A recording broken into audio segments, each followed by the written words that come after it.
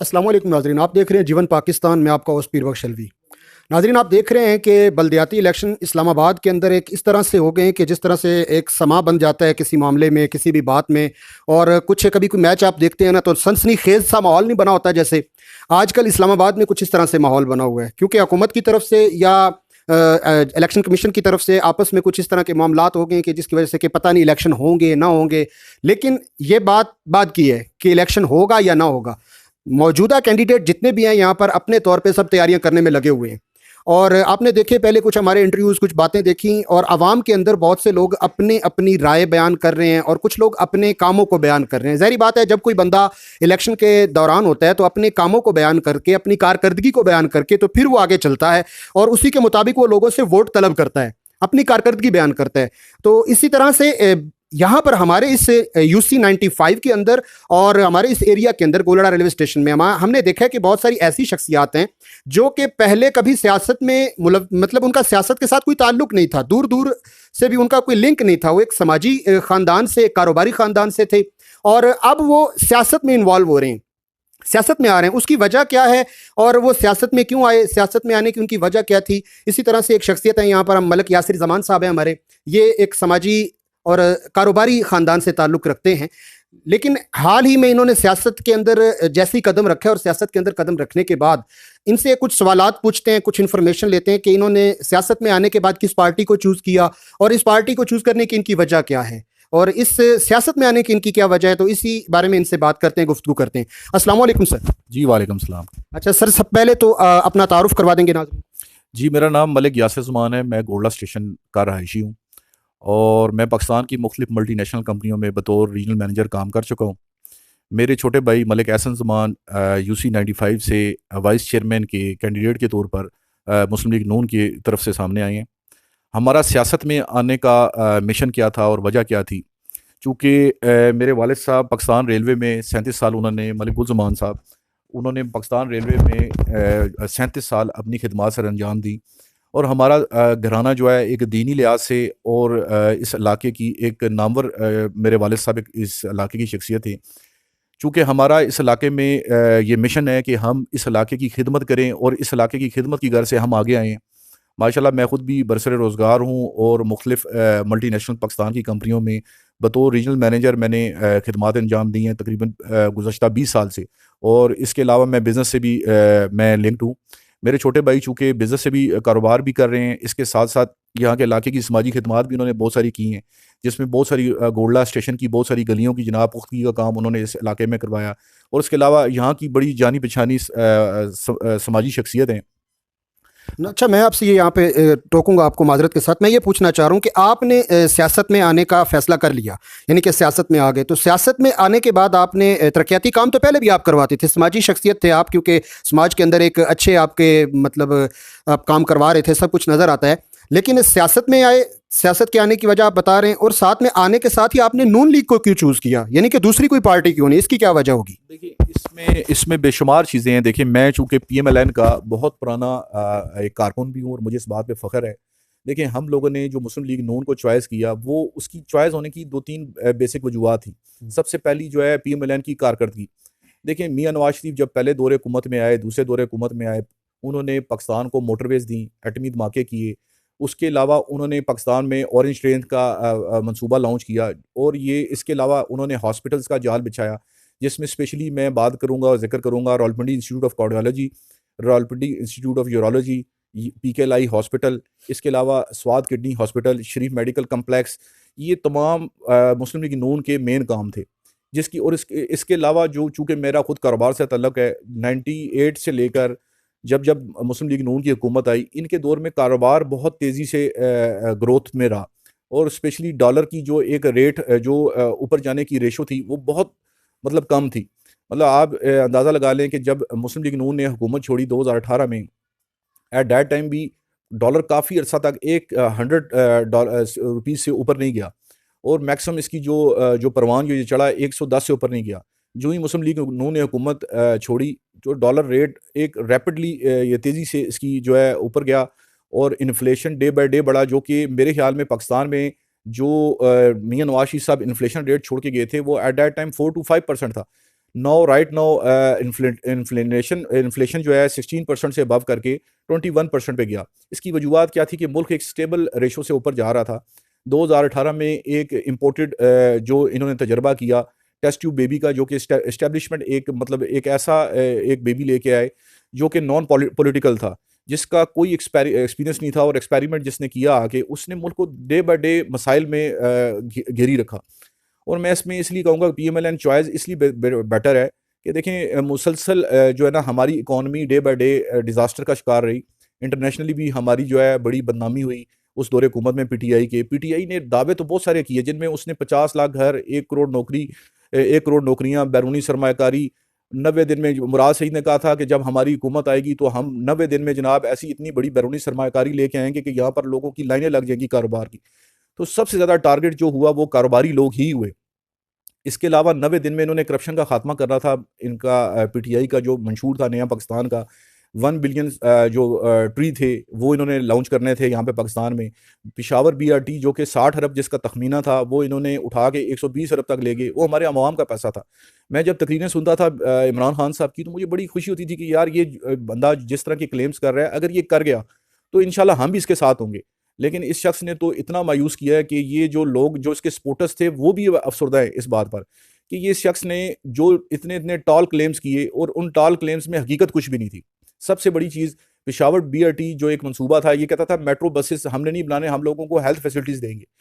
सबसे पहले इसने पिशावर BRT जब लॉन्च की, 60 अरब का तखमीना था। असद उमर साहब जो कि बहुत बड़े इकोनॉमिस्ट हैं और डिप्टी प्राइम मिनिस्टर थे साबका दौर में, जब उन्होंने ये पिशावर BRT लॉन्च की तो ये 60 अरब का तखमीना था जो कि बढ़कर 120 अरब तक जा पहुंचा।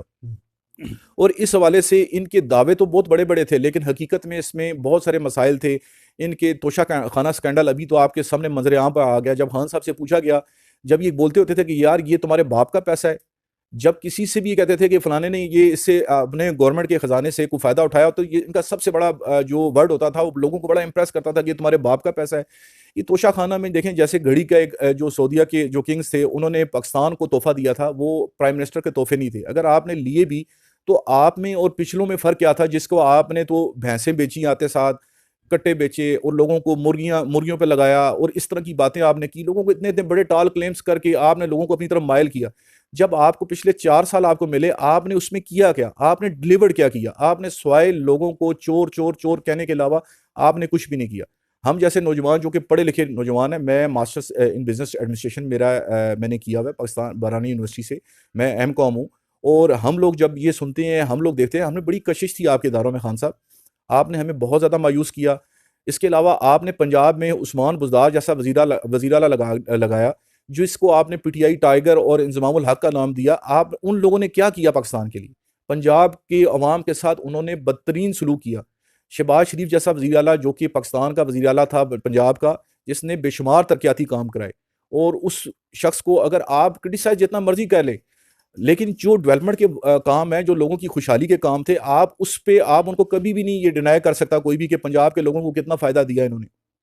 अच्छा, यहाँ पर मैं आपसे यासिर भाई बात करूँगा कि आपने ये जितने काम गिनवाए, जो कारकर्दगी गिनवाई, या जो आपने ये बताया कि आप किस वजह से इम्प्रेस हुए मुस्लिम लीग नून से, ये सारी बातें जो है ना ये अप लेवल की हैं। हम इस वक्त जो इलेक्शंस जो हो रहे हैं, जो बात हम इस वक्त कर रहे हैं, हम बल्दियात की बात कर रहे हैं ना। आप अपनी कारकर्दगी या जो आपका दौरे हुकूमत यहाँ बल्दियात में, आप कोई बताए ना कि आपने बल्दियात में यहाँ पर इस एरिया में गोलड़ा रेलवे स्टेशन में UC 95 में, यानी कि आपके यहाँ पर जो इलेक्ट हुए थे अंजुम अकील खान साहब थे, उनके आप यहाँ पर कोई अपने काम बताएं या उनकी कोई ऐसी कारकर्दगी हमें बताएं, क्योंकि इस वक्त आप लोग कौमी लेवल पे इलेक्शन नहीं लड़ रहे हैं, इस वक्त आप इलेक्शन लड़ रहे हैं बल्दियाती लेवल पे। तो आपकी बल्दियाती लेवल पे कोई कारकर्दगी है तो उसको आप बयान करें। ये जो सारी इश्यूज आपने बयान किए ना, ये सब हैं इस टाइम पाकिस्तान सतह के। बिल्कुल आपकी बातें, अपना पॉइंट ऑफ व्यू अपनी जगह पे दुरुस्त है, लेकिन मेरा पूछने का मकसद ये है कि आप इस वक्त कैंडिडेट हैं बल्दियात में, तो बल्दियात के अंदर आपका जो यहाँ पर इस वक्त कारकर्दगी आपके दौरे हुकूमत में, या आप आकर जो आगे आपका मंशूर है, आप क्या करना चाहते हैं इसके लिए,